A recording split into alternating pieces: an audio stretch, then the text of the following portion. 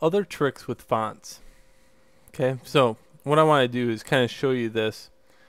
If you go to howsatutorials.net/zfleamarket, and I bet you're tired of me zooming in here, but in case you're watching these out of order,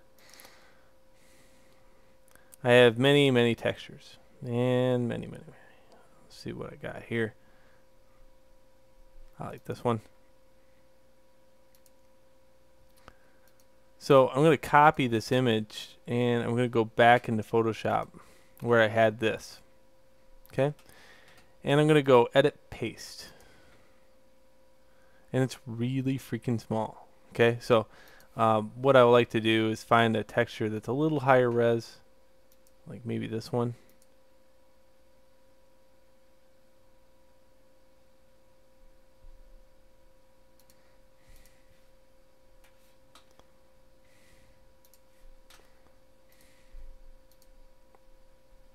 Yeah, that's better.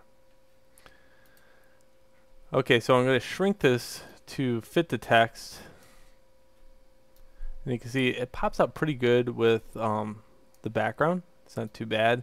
I concentrate on the letters quite often and a little bit better. So here's two things that you can do to really pop out text. Okay, one, I'm going to duplicate this.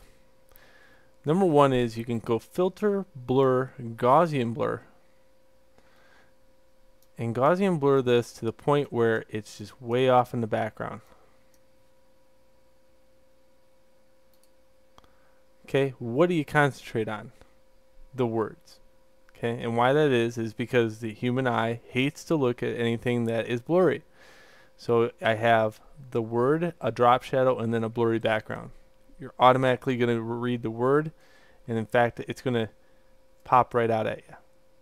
Okay, so making 3 stages of foreground, a background, and a midground is kind of important when you're dealing with any illustration, not just, you know, a painting, but with words too.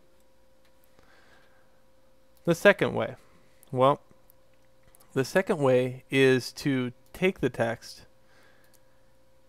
and use this on either a multiply layer and put it on top of the text. Okay, and then take the text and use command over the top of this. Go back to this layer, select inverse it, and delete. What that'll do is it'll now use a texture on your font. Let's get rid of this little patch here. So now you really concentrate on the word because you're also concentrating on the fact that it's got some cool texture on it. I would never leave it flat like this. Oftentimes I see students do this. Don't do that. That's ugly. Always, you know, use it as some kind of multiple layer or something like that, because at least then it's got the 3 layers, the midground, foreground, and background. And if you get too much going on though, like this one's a little bit too much. It's got the texture on the letters and the blurred background. So it kind of gives you a headache to look at.